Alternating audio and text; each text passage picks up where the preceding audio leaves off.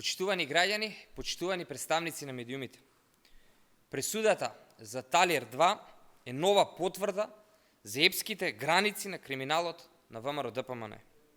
Ова е победа на правдата во еден од најголемите корупцијски случаи на ВМРО ДПМН и воопшто во историјата на правото во државата.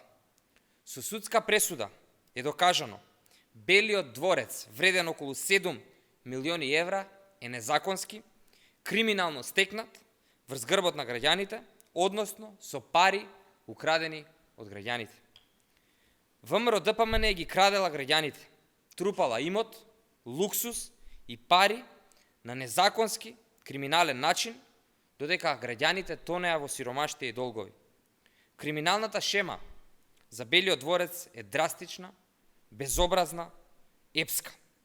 Милионски суми на пари биле злоупотребени.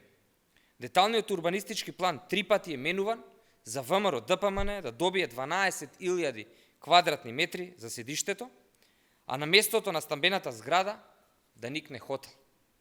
А претходно, оваа партија за ич пари го откупила земјиштето кое била во државна сопственост.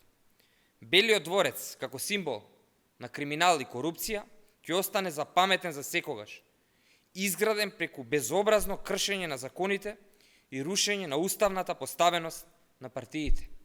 Почитувани граѓани, исправена е уште една голема неправда.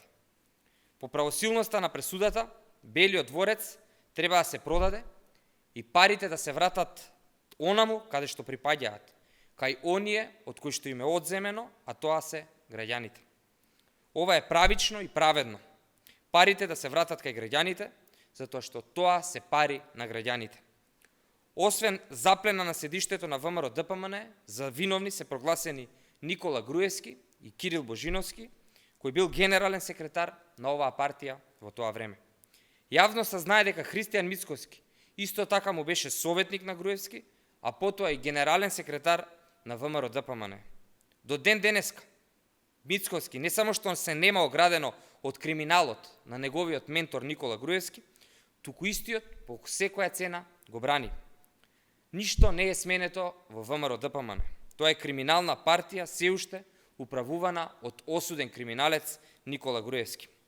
ВМРО ДПМН е партија за која што е докажано дека криминално го стекнала своето седиште, од денеска веќе нема образ да говори за ништо друго, а најмалку за економската состојба и животниот стандард на граѓаните. Благодарам, повелете со прашања. Доколку нема, ви благодарам.